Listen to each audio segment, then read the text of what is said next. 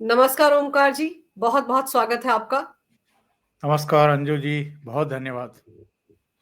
Sir, बड़े लंबे समय से इंतज़ार था इस घड़ी का कि प्रियंका वाड्रा लोकसभा में भाषण देंगी और देखिए मौका भी मिल गया। 15 दिन पहले ही सांसद बनी हैं और संविधान के मुद्दे पर चर्चा थी और वो पहला भाषण दे रही थी विपक्ष की तरफ से।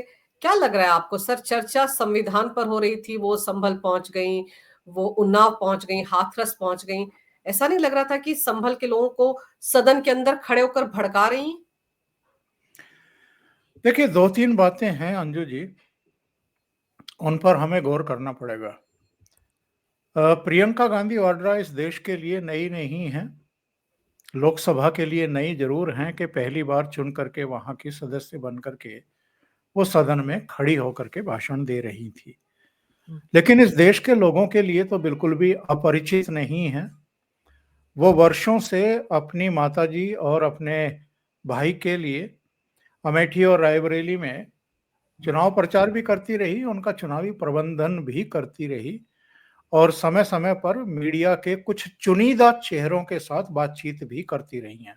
हुँ, वो जनसभाओं को भी हमने देखा है कि संबोधित करते हुए देखी गई हैं, सुनी गई हैं और अ, प्रधानमंत्री नरेंद्र मोदी ने एक बार पार्लियामेंट में खड़े होकर के कहा था कि राहुल गांधी को संबोधित करते हुए मतलब हुँ, उनके बारे में उन पर तंज कसते हुए कि जब तक डब्बा बंद था तो सबको भ्रम था कि पता नहीं डब्बे में क्या है, लेकिन जैसे ही डब्बा खुला तो सबको पता लग गया कि एक्चुअल में अंदर क्या है।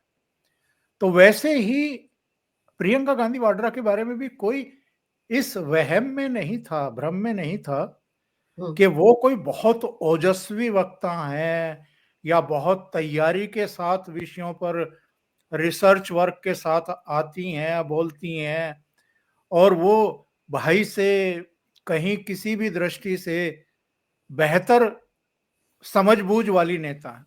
ऐसा हुँ, किसी को वहम था नहीं। और मुझे तो एक्चुअल में क्या है कि जो इनके रणनीतिकार हैं, जो इनके लिए पॉइंट्स तैयार करते हैं भाषण के लिए और जो विषयों का चयन करके इनके हाथ में एक कागज पकड़ाते हैं, हुँ, मुझे तो उनकी बुद्धि पर तरस आता है और ये सोच कर के भी मैं आज थोड़ा-सा अंदर से चिंतित रहा हुँ, कि प्रियंका गांधी वाड्रा का अगर लोकसभा में पहला भाषण होने वाला था और वो भी संविधान पर होना था, हुँ, कितनी बड़ी अपॉर्च्युनिटी थी, बिल्कुल। कितनी बड़ी अपॉर्च्युनिटी थी। पूरा देश देख रहा था, पूरा देश मतलब जो टेलीविज़न चैनल वगैरह देखते हैं या जो जिनकी संसदीय कार्यवाही में दिलचस्पी है, इसलिए हम कई बार अतिरेक में आकर के पूरा देश कह देते हैं, पर हुँ, वो सब तो देख ही रहे थे। वो ये देखना चाहते थे कि जिस विषय पर ये चर्चा हो रही है और हुँ, जिस चीज को लेकर के ये मतलब बवाल काटे हुए हैं, संविधान की एक प्रति हमेशा जेब में रखते हैं और जब भी इनको जरूरत महसूस होती है उसे निकाल करके तुरंत जो है लहरा देते हैं, लोगों को दिखा देते हैं। तो जाहिर है उस संविधान के प्रति इनकी आस्था होगी, हुँ, इनको संविधान के बारे में समझ होगी, अच्छी समझ होगी और ये मौजूदा मोदी सरकार को संविधान की जहां-जहां उन्होंने उल्लंघना की होगी, इनकी दृष्टि में, हुँ, उस पर घेरने का काम करेंगी। लेकिन ऐसा तो कुछ हुआ नहीं।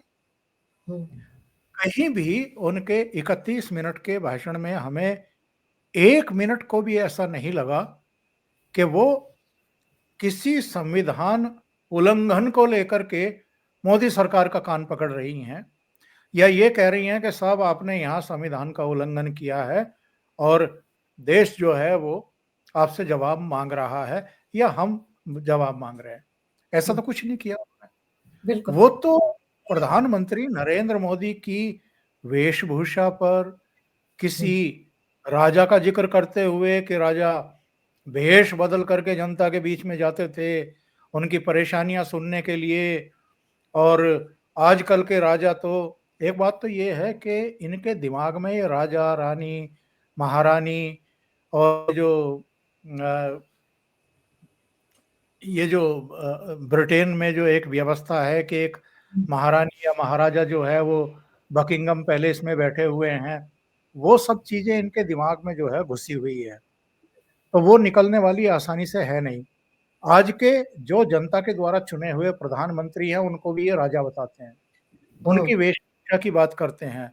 तो प्रियंका गांधी वाड्रा को इस देश को ये बताना चाहिए कि इनकी दादी इंदिरा गांधी फटे पुराने कपड़े पहन करके प्रधानमंत्री की गद्दी पर बैठती थी क्या, या विदेशों में जाती थी क्या, या उनके बाद जो पीवी नरसिम्हा राव हुए और पीवी नरसिम्हा राव से पहले इनके पिताजी हुए राजीव हाँ, गांधी, तो वो उल्टे सीधे कपड़े पहन करके या कुर्ता पजामा पहन करके प्रधानमंत्री का दायित्व निभा रहे थे क्या, या पीवी नरसिम्हा राव हों, मनमोहन सिंह हों, जो भी हों, और इनके भाई भी जब विदेशों में जाते हैं तो टी शर्ट में तो दिखाई नहीं देते हैं, वहां तो वो सूटेड बूटेड होकर के जाते हैं या बिल्कुल। दूसरे कपड़े पहन करके जाते हैं।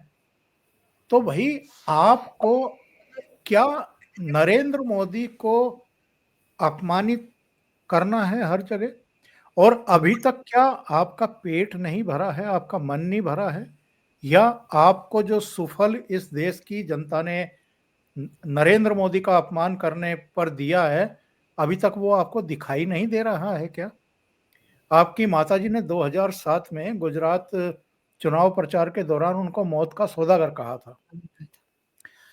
आपकी माताजी और आपके जो प्रधानमंत्री, अगर कोई उनको प्रधानमंत्री माने तो मनमोहन सिंह के समय में अमित शाह को गृह मंत्री रहते हुए गिरफ्तार कराया गया था, उनको तड़ीपार कराया गया था। उसका नतीजा क्या इनकी समझ में नहीं आ रहा है? अगर आप इस तरीके से संविधान की आड़ लेकर के, एजेंसियों का दुरुपयोग करके किसी को सताएंगे, किसी को रोजाना गाली देंगे, किसी की वेशभूषा पर इस तरह की अभद्र और तुच्छ टिप्पणियां करेंगे, तो उसका नतीजा और रिएक्शन क्या हो सकता है पब्लिक का, ये अब तक इनकी समझ में आ जाना चाहिए था। गुजरात में कांग्रेस का भुस भर दिया इन लोगों ने, खत्म कर दिया वहां पर गुजरात में इन्होंने।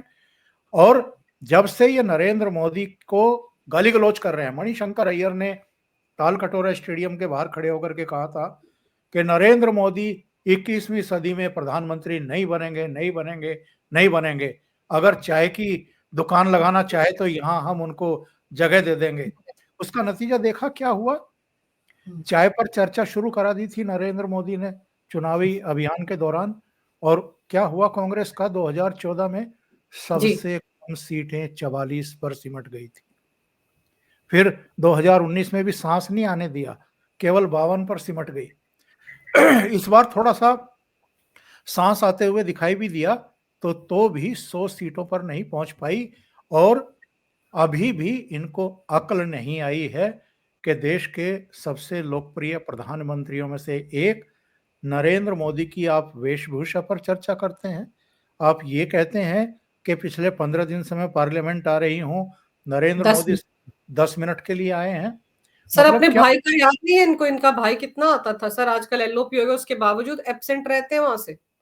क्या आपको ये अपेक्षा थी प्रियंका गांधी वाड्रा के, जब आपका ये पहला भाषण हो तो देश का प्रधानमंत्री बैठ करके आपका भाषण सुनेंगे? मतलब क्या ये अपेक्षा थी आपको? अपने बारे में इतनी बड़ी गलतफहमी है आप लोगों को? आप अगर पिछले 15 दिन से या 11-12 दिन से पार्लियामेंट में कभी मास्क लगा करके, कभी काले कपड़े पहन करके, कभी बैग लेकर के, कभी पीठ के पीछे स्टिकर चिपका करके ड्रामेबाजी कर रहे हैं, तो इस देश के प्रधानमंत्री के पास इतना फालतू टाइम है कि वो आकर के अपना टाइम बर्बाद करेगा? उसको तो पर देश सर, आगे लेकर के जाना है, तो वो तो मीटिंगें करेगा, उसकी समीक्षाएं करेगा योजनाओं परियोजनाओं की, जी, वो तुम्हारे तमाशे देखेगा आकर के। पर सर ये जो तमाशे कर रहे थे वो भी अलग थे, लेकिन ये जो आज भाषण दिया जा रहा था ऐसा लग रहा था जैसे किसी रैली में बोल रही हूँ, क्योंकि जो बातें यहाँ कही जा रही थी वही तो ये रैलियों में बोलती हैं। और अब मुझे ये नहीं समझ में आता कि वो 24 नवंबर को जो घटना संभल में हुई, पहले तो इनको यही नहीं पता कि उस दिन रविवार था। इन्होंने वो जो दर्जी वाली कहानी सुनाई कि दर्जी बच्चों को, जो बच्चे डॉक्टर और इंजीनियर बनना चाहते थे उनको स्कूल छोड़ने गया, फिर वापस आया अपनी दुकान पर और पुलिस की गोली लग गई। सर रविवार के दिन कोई स्कूल खुलता है क्या? डॉक्टर इंजीनियर जो बच्चे बनना चाहते हैं उनके लिए स्पेशल स्कूल खुलता है? वहां तो बाजार तक बंद थे सर, सुबह की घटना है वो। और इन्होंने ये भी जोड़ दिया कि पुलिस की गोली, मतलब इन्होंने ये इन्वेस्टिगेशन कर ली कि वहां पर जो गोलियां चली वो पुलिस की चली थी। सर वो गोलियां तो वहां जिन्होंने पथराव किया उन्हीं की बंदूकों से चली है। प्रियंका किसको गुमराह कर रही थी सर? पार्लियामेंट में खड़े होकर के संभल के दर्जी की चिंता है, उदयपुर के दर्जी की चिंता नहीं है जिसका गला रेत दिया गया था। उदयपुर का जो कन्हैया दर्जी था उसके भी 2 बच्चे हैं। बिल्कुल। इनको संभल के दर्जी के 2 बच्चों की याद रही, नाम लेकिन भी याद। उदयपुर के कन्हैया लाल के परिवार से ना ये जाकर के मिले, ना इनको उनको बुलाया, ना ड्राइंग रूम में बैठ करके उसकी तस्वीरें उतरवाई गई और ना जारी की गई, क्योंकि इनको एक खास अपनी वोट बैंक को एड्रेस करना होता है। और देखा ना हमने, इनका भाषण हुआ, उसके बाद अखिलेश यादव का भाषण हुआ। अखिलेश यादव ने प्रियंका गांधी वाड्रा का नाम तक नहीं लिया। उन्होंने केवल ये कहा कि कांग्रेस की नेत्री का भाषण हुआ, उससे पहले राजनाथ सिंह जी बोले, डिफेंस मिनिस्टर, और उसके बाद वो आगे बढ़ गए और अपना बोलना शुरू कर दिया। तो अभी अपने घर के अंदर ही जो आपका इंडी गठबंधन है उसी में जो जुत्म पजार हो रहा है और तीखे मतभेद निकल करके सामने आ रहे हैं, जरा उसी को संभाल लो। बाकी संभल वाली घटना तो भाई, वहां पर एएसआई ने कोर्ट से आदेश लिए सर्वे कराने के। कोर्ट के आदेश पर वहां पर वकील गए, उनकी टीम गई, लोकल प्रशासन पुलिस के अधिकारी गए, और वहां पर क्या तमाशा हुआ वो सबके सामने है। तो कोई दर्जी होगा, कोई किसी को कह रहे हैं कि वो तो सब्जी लेने गया था, किसी को कह रहे हैं कि वो तो वहां गया था जी और पुलिस की गोली से मर गए।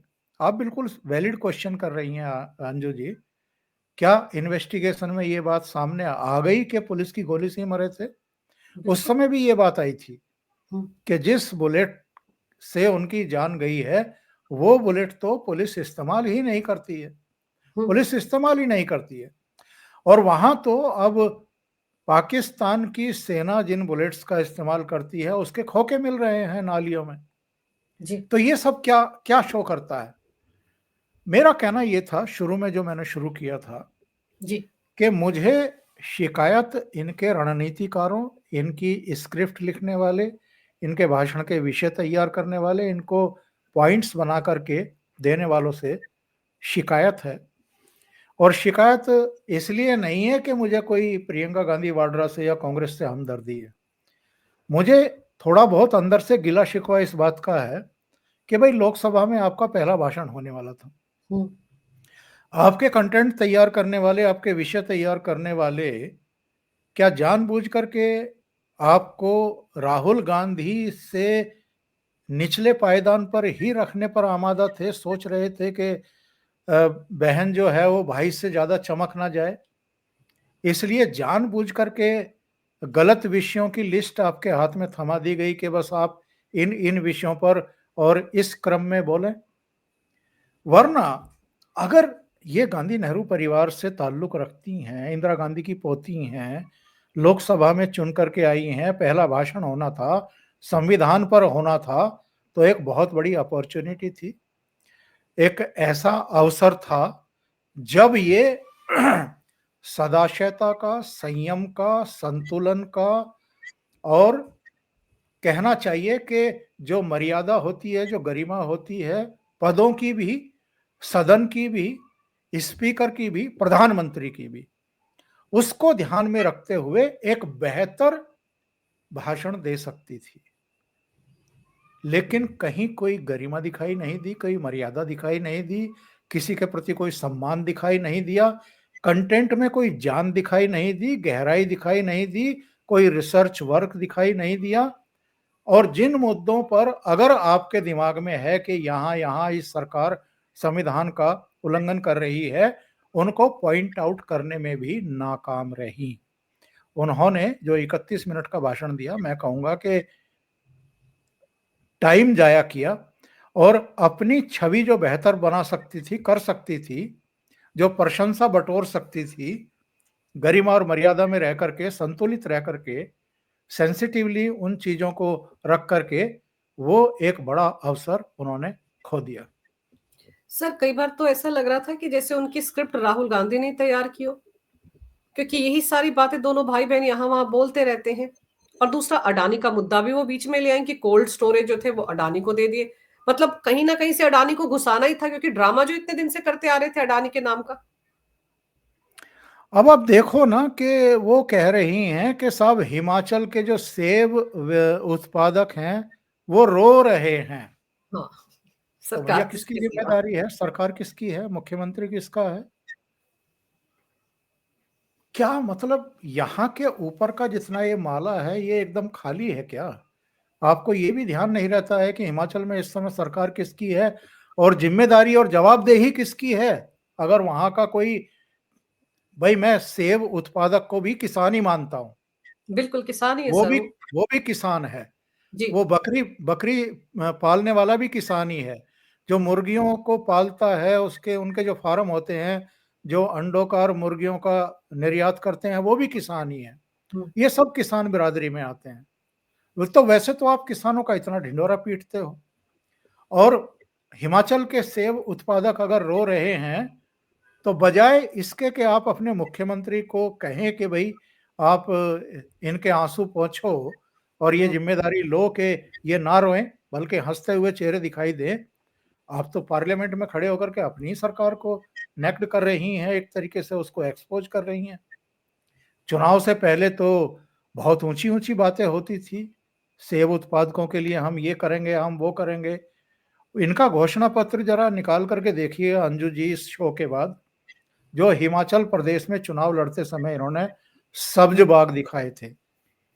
इतनी सड़कें बनवा देंगे, इतने ये करवा देंगे, इतना वो करवा देंगे, और अब तो हालत ये है कि वेतन और पेंशन समय पर नहीं दे पा रहे हैं, बाकी का तो छोड़ ही दीजिए।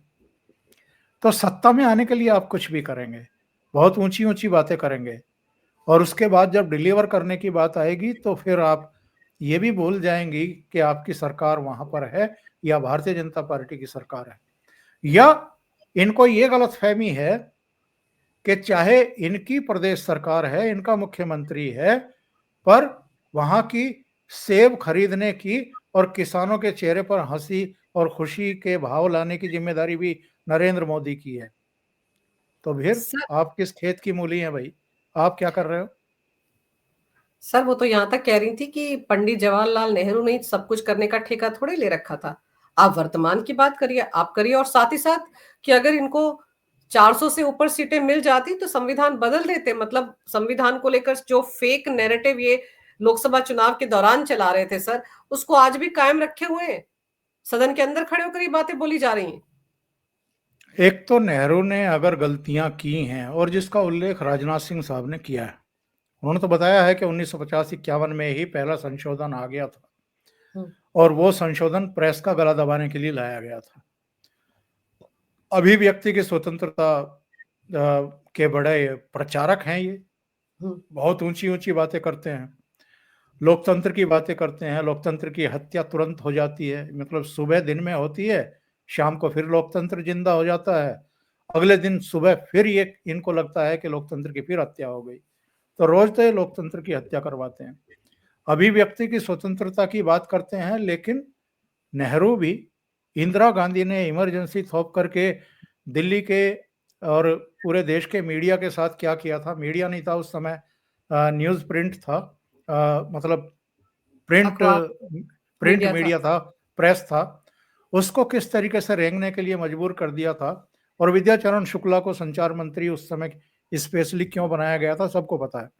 इसके बाद फिर राजीव गांधी जब प्रधानमंत्री थे, फिर मीडिया का गला दबाने की कोशिश की गई थी।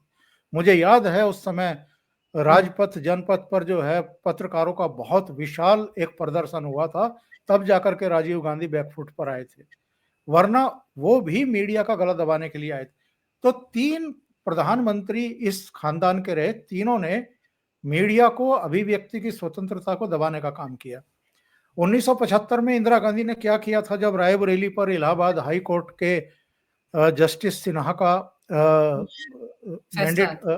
फैसला आया था, उन्होंने उस फैसले को टालने के लिए और उनकी कुर्सी ना जाए और कोई और प्रधानमंत्री ना बन जाए कांग्रेस के भीतर से, इसलिए इमरजेंसी लगा दी। रात को 12 बजे राष्ट्रपति को उठा करके कहा कि साहब आप इस पर सिग्नेचर करिए, इमरजेंसी लगानी है।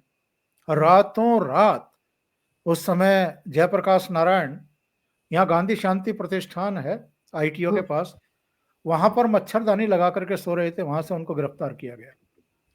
चौधरी चरण सिंह से लेकर के मोरारजी भाई और अटल बिहारी वाजपेयी, अडवाणी जी, जॉर्ज फर्नांडिस, कोई छोड़ा नहीं इन्होंने। तो ये लोकतंत्र की बात करते हैं, संविधान, ये संविधान की बात करते हैं, इनको तो बोलने का हक नहीं है। ये कहती हैं कि साहब नेहरू जी के समय की बातें क्यों कर रहे हो, आज की बात करो। इसका मतलब ये है इमरजेंसी पर मिट्टी पानी डाल दें, 1984 में जो सिखों का कत्लेआम हुआ था उसको दफन कर दें, उस पर कोई चर्चा ना करें।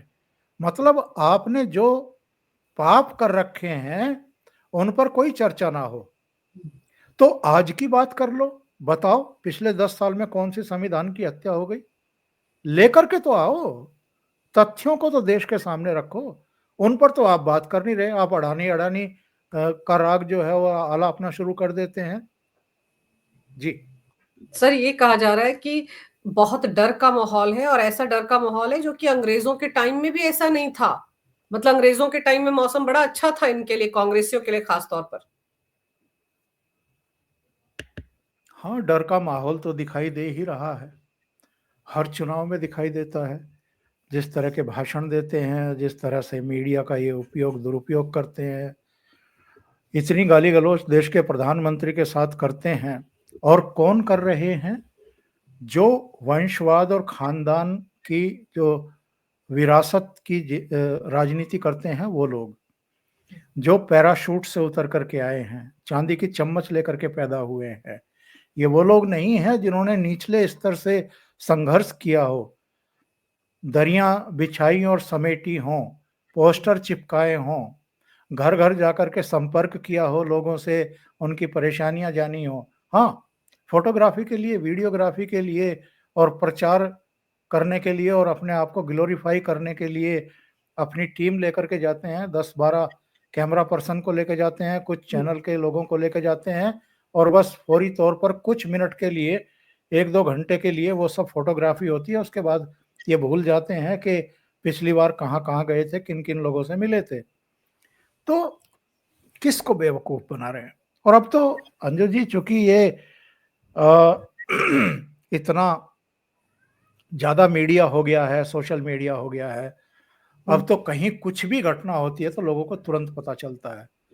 तो आपने क्या गलत बयानी कर रखी है, क्या क्या कारनामे कर रखे हैं, वो चुटकियों में लोगों के सामने आ जाती हैं। इसीलिए आप देख लीजिए, ट्विटर पर कोई कुछ भी कहता है तो उसका काउंटर तुरंत आपको देखने को मिल जाता है। बिल्कुल। तो एक्सपोज बहुत जल्दी हो जाते हैं। तो जितना ये लोग लोगों की आंखों में धूल झोंकने की कोशिश करते हैं, उतना ही ज्यादा एक्सपोज होते जाते हैं। अभी आप देख लेना, इनको अपनी गलती का एहसास तब होगा, संविधान पर चर्चा कराओ, संविधान पर चर्चा कराओ, संविधान पर चर्चा क्यों नहीं करा रहे हो, जब प्राइम मिनिस्टर धो धो करके इनको निचोड़ेंगे और सुखाएंगे, तब इनको समझ में आएगा कि ये कितनी बड़ी गलती कर दी हमने संविधान पर चर्चा की मांग करके। पर सर एक चीज जो मैं आपसे पूछना चाह रही हूँ कि प्रियंका वाड्रा गांधी हैं, इसलिए 15 दिन पहले सांसद बनी और इतने महत्वपूर्ण विषय पर बोलने का मौका मिल गया। वरना आप खुद सोचिए, पार्टी के अंदर क्या पहली बार चुनकर आए और सांसद नहीं है? प्रियंका वाड्रा से अच्छे वक्ता कांग्रेस के पास नहीं है जो उनको आगाज करने के लिए कहा गया। ये भी तो आप देखिए ना, गांधी परिवार है इसीलिए उनको बोलने का मौका दिया गया। और क्या वजह हो सकती है प्रियंका वाड्रा को बोलने के लिए कि संविधान पर वो शुरुआत करें? क्या अंजू जी, आप भी ऐसी बात करती हैं? उनके बाल देख लीजिए, उनका स्टाइल देख लीजिए, इंदिरा गांधी जैसा है। उनकी नाक इंदिरा जी से मिलती जुलती है। और हम क्यों भूल जाते हैं कि वो राजीव गांधी और सोनिया गांधी की बेटी हैं? क्यों भूल जाते हैं कि इंदिरा गांधी की पोती हैं? तो ऐसे में उनका एक प्रिविलेज तो है, उनका विशेषाधिकार तो है, वंशानुगत उनके कुछ अधिकार तो हैं। वरना राहुल गांधी सीधे कांग्रेस के राष्ट्रीय महासचिव बनते हैं। प्रियंका गांधी वाड्रा सीधे राष्ट्रीय महासचिव बनती हैं। तो और कैसी बातें करती हैं कभी कभी आप भी जो हैं। अभी आप देखिए कि अकेले ये थोड़ा परिवार है आपके अपने प्रदेश में। आप वीरभद्र सिंह, उनकी पत्नी, उनका बेटा, किस तरीके से उनको प्रिविलेज मिला हुआ है। अलग अलग प्रदेशों में अलग अलग खानदान। और अखिलेश यादव 2012 में जब जनादेश मिला था समाजवादी पार्टी को और मायावती चुनाव हार गई थी, तो मुलायम सिंह यादव ने सोचा कि चलो गिफ्ट दिया जाए अखिलेश यादव को, तो मुख्यमंत्री का पद गिफ्ट कर दिया। वो ऐसा गिफ्ट मिला अखिलेश यादव को कि चौथे साल में अपने पिताजी को ही पटक के मारा उन्होंने। बताइए। उनको समाजवादी पार्टी के अध्यक्ष पद से हटा दिया, उनको बेइज्जत कर दिया, उनको घर में बंद करके रख दिया, मीडिया को भी उनसे नहीं मिलने दिया गया। मुझे तो कई बार मुगल काल की याद आ जाती है, किस तरीके से अपने रिश्तेदारों को वो एक तरीके से उठा बंद कर। करके जेल में डाल देते थे और जबरन जो है कुर्सियों पर कब्जा कर लेते थे। तो इन पर तो बड़ी एक पुस्तक लिखी जानी चाहिए। अलग अलग राज्यों में जो ये खानदानों के चश्मो चराग हैं, किस तरीके से आकर के हुकूमत करना शुरू करते हैं। और बहुत एक्सपीरियंस्ड जो फेस होते हैं पार्टी के, जिन्होंने अतीत में इनकी मदर को भी सलाहें दी होती हैं, उनको किस तरीके से बेइज्जत करके बाहर का रास्ता दिखाते हैं। गुलाम नबी आजाद का, कपिल सिब्बल का, ये तो हाल के किस्से हैं। इससे पहले भी अनगिनत एक बार सर एक बार का सीताराम केसरी को याद कर लीजिए। सीताराम केसरी को तो बहुत बेइज्जत करके भाग, वो तो अपनी धोती किसी तरीके से संभालते हुए गाड़ी में चढ़ करके भागे थे। उनकी नेम प्लेट उठा करके बाहर फेंक दी गई थी। बहुत बुरा हाल किया था उनका। जिस सीडब्ल्यूसी में सोनिया गांधी के नाम को आगे लाया गया था, उस सीडब्ल्यूसी की बैठक तक में उनको शामिल नहीं होने दिया गया था। बाथरूम में, टॉयलेट में बंद कर दिया गया था। बताइए। तो ये तो अतीत में किस किस के साथ क्या क्या कर चुके। और ये सीताराम केसरी कौन से वर्ग से आते थे, राहुल गांधी बताएंगे क्या? ना ना। प्रियंका गांधी वाड्रा बताएंगे क्या? वो दलित थे, पिछड़े थे, और उनके साथ इन्होंने ये मिसबिहेव किया था। आज इनको चिंता होती है कि साहब सेंट्रल गवर्नमेंट में केवल 3 सेक्रेटरी जो हैं वो उस वर्ग से हैं। अरे तुमने बोल तो अपने अपने अध्यक्ष के साथ क्या किया था, वो याद कर लो जरा। सर, जातीय जनगणना की बात कर तो रही थी प्रियंका वाड्रा आज, कि पता होना चाहिए किसका कितना हिस्सेदारी है, कितनी जनसंख्या, उस हिसाब से तय होना चाहिए, ये सब बोल तो रही थी। दलितों का बड़ा गुणगान कर रही थी, पर भूल गई सीताराम केसरी की बात भी। आप देखिए ना किस तरह से अपने अपने ही अतीत को भुला भुला कर ये लोग अपने आप को बड़ा अच्छा दिखाने की कोशिश कर रहे हैं। लेकिन सर, भाई ने कहा कि बहन का जो भाषण था मुझसे तो अच्छा था। आप चलते चलते ये बताइए कि दोनों में से दोनों के भाषण आपने सुने हैं, कई कई भाषण सुने राहुल गांधी के, आप कितने मार्क्स देते हैं प्रियंका वाड्रा के इस भाषण को 10 में से? 10 में से मैं दूंगा इनको 99 मार्क्स, क्योंकि अगर ये इस तरह के भाषण नहीं देंगे तो हम्म। भारतीय जनता पार्टी और नरेंद्र मोदी देश के प्रधानमंत्री कैसे बने रहेंगे। ये भाषण देते हैं, इस तरह की हरकतें करते हैं, इस तरह के नासमझीपूर्ण पॉइंट्स पर, विषयों पर बोलते रहते हैं, और ये देश की जनता को बार बार साबित करते हैं कि हम किसी लायक नहीं हैं। इसीलिए तो देश बार बार एक लायक प्रधानमंत्री को चुन रहा है कि भैया ये चाय वाला ही ठीक है, यही देश की सेवा कर रहा है। ये लोग तो, इनको ना विषयों की समझ है, ना देश की समस्याओं की पता समझ है, ना आर्थिक, राजनीतिक और जो आपके वैदेशिक और सामरिक विषय हैं, जो चुनौतियां हैं देश के सामने, ना उनकी समझ इनको है। ये अपने झूठे अहंकार में, एरोगेंसी और जो एक सुपरमेसी होती है, प्रभुत्व की जो भावना होती है, ये उससे ग्रस्त हैं। इतने सालों से सत्ता से बाहर हैं, फिर भी इनकी गलतफहमी और इनका अहंकार खत्म होने का नाम नहीं ले रहा। मैं तो कहूंगा कि ये इसी तरीके से भाषण देते रहें दोनों भाई बहन, बड़ा आसान हो जाएगा रास्ता, और आसान बना भी रखा है इन्होंने प्रधानमंत्री नरेंद्र मोदी के रास्ते को। सर, पहले अकेले भाई थे, अब बहन भी पहुंच गई है, तो सोने पे सुहागा हो ही गया है।